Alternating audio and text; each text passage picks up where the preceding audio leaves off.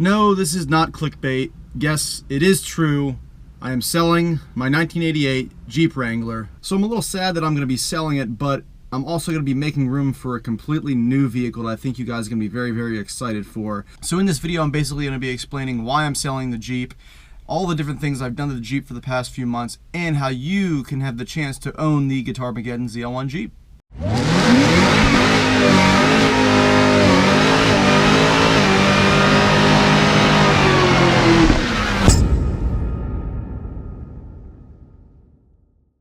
So there's a few reasons why I decided to sell this Jeep.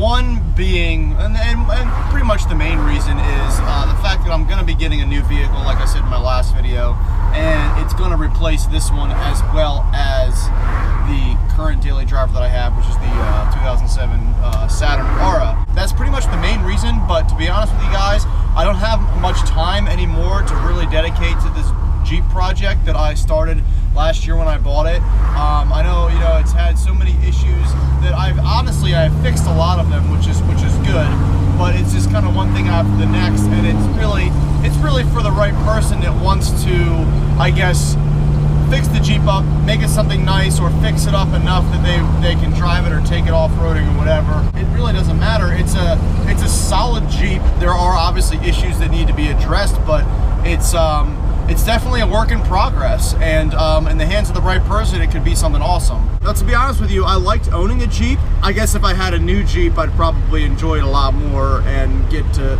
do off-roading stuff and things like that, but unfortunately, I spend more time fixing this Jeep than actually driving it. But I think you guys are going to really enjoy the new vehicle that's coming to the channel and the direction that I'm going to be going.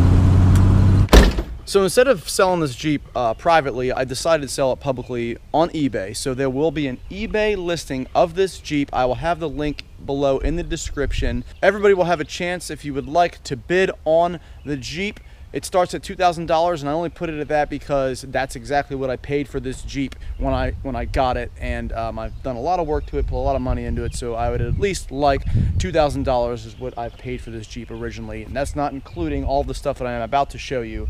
But the bidding will last 10 days. It will start immediately when this video is uploaded, and the cool thing about this is 10% of whatever this Jeep goes for, let's say somebody bids and the winning bid is $4,000. 10% of that, $400, will go to St. Jude Children's Hospital. They're strictly a children's hospital that specializes in finding cures for cancer and other life-threatening illnesses, and a very high percentage of your donation goes directly to the hospital, so that's very cool. So a quick few things about this Jeep. Maybe you've seen it when I got it, or maybe this is the first time you're seeing it. Anyways, I'm going to basically be going over everything that I did to the Jeep, that I upgraded and that I fixed. So first things first, obviously, brand new tires. They're BF Goodrich KO2 all-terrains. Since I got these tires, I didn't drive it a whole lot, so they are pretty much brand new.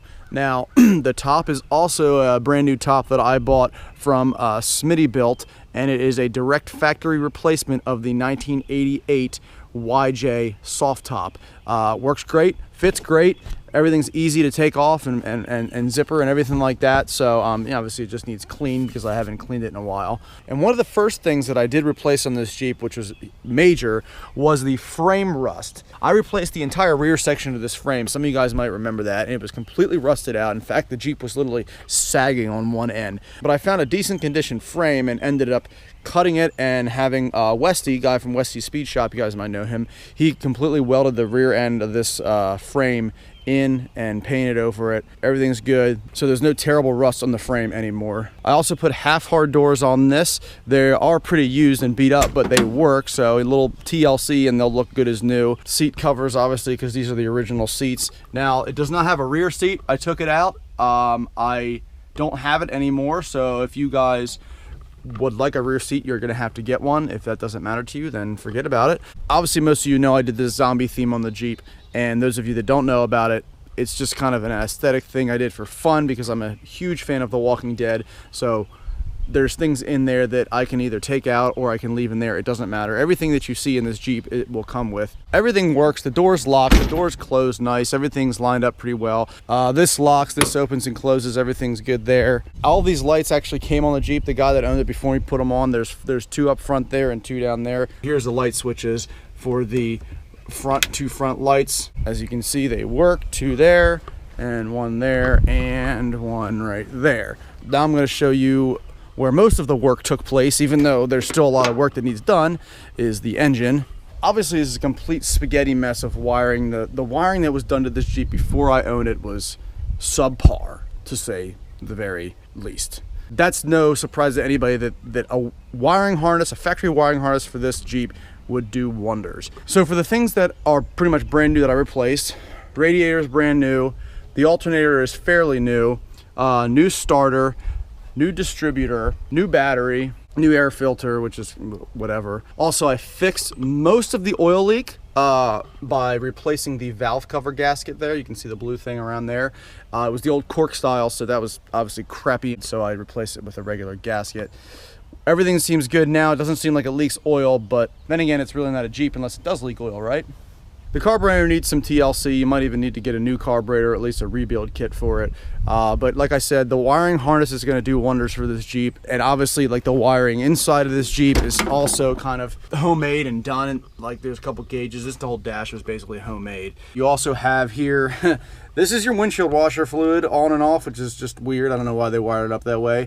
And then obviously we have this kill switch here, which is how you make sure you start and stop the vehicle. Now, we tried to get rid of that kill switch and just wire it up normally, but we couldn't figure out how to do it, so we ended up putting the kill switch back in. But like I keep saying, a wiring harness will solve that issue. Another quick thing to mention is we installed this four-wheel drive linkage cable, which basically locks the front hub and allows you to activate your four-wheel drive, you know, 2 high, 4 high, and 4 low. It works, everything's good. It might need a little fine adjustment. That's what this is here, but it is installed and the four-wheel drive does work.